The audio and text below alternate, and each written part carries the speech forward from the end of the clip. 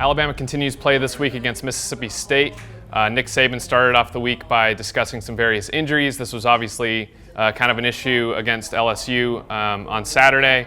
Matt Zenitz joins me now from Tuscaloosa to discuss this upcoming game. And Matt, what can you tell me about, first off, just these injuries and kind of what Nick Saban had to say? Well, first of all, Nick Saban confirmed that Shaun Dion Hamilton is out for the year. Shaun underwent surgery yesterday to repair a fractured kneecap that he suffered in the win over LSU, so he's done for the year. That's probably the most significant one. Mack also suffered a pretty significant injury and also underwent surgery yesterday, foot surgery, but could potentially be back for playoff games if Alabama should make it that far. His timetable, according to Coach Saban, is somewhere in that 4 to 6 week range. And then also Minkah Fitzpatrick obviously got hurt during the course of that game, played very little after sustaining what looked like it was a hamstring injury early in that game, but won't practice today, but should be back tomorrow and should be fine to play this weekend, which I know will be good news for all Alabama fans. Well, it sounds like some of these younger, maybe less inexperienced players are going to have to kind of step up for the remainder of the season. What do you know about how those guys are kind of handling the situation right now?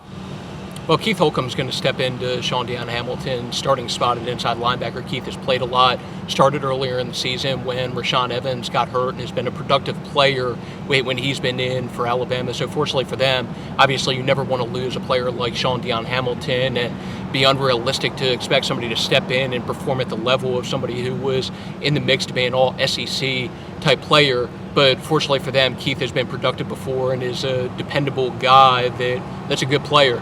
To go along with that, though, they're going to be dependent on some younger players to step in and provide depth to go along with that, potentially to play roles in situational type action, kind of like a Dylan stepped in and played some against LSU this past weekend, probably the most extensive playing time that he's gotten to this point of his career, and he's going to be a guy in particular going forward that they're going to be dependent on for depth and then also to possibly contribute in a situational capacity. There's been a lot of talk about the offense on Saturday or lack thereof. What was Nick Saban's assessment of how that offense performed on Saturday?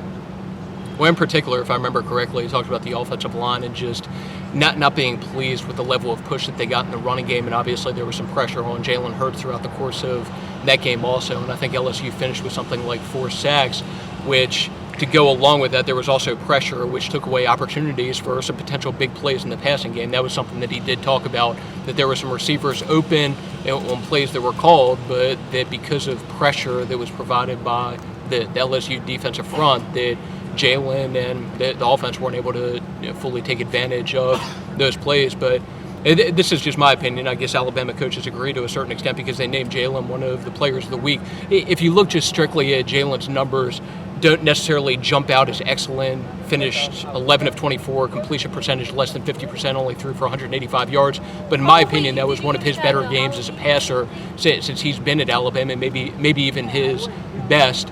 Especially considering the level of defense and the level of secondary that he went against. So I was really impressed with just what he looked like during the course of that game, and I think that was a positive sign for Alabama going forward because at some point when you face some of these better teams, including even a Mississippi State defense this Saturday that's very good, there are going to be teams that can take away to a certain extent the Alabama running game, and you're going to be dependent on Jalen Hurts to make some plays in the passing game, and I thought he showed the capability, maybe more so than any point in his career, to really do that against a very good defense on Saturday.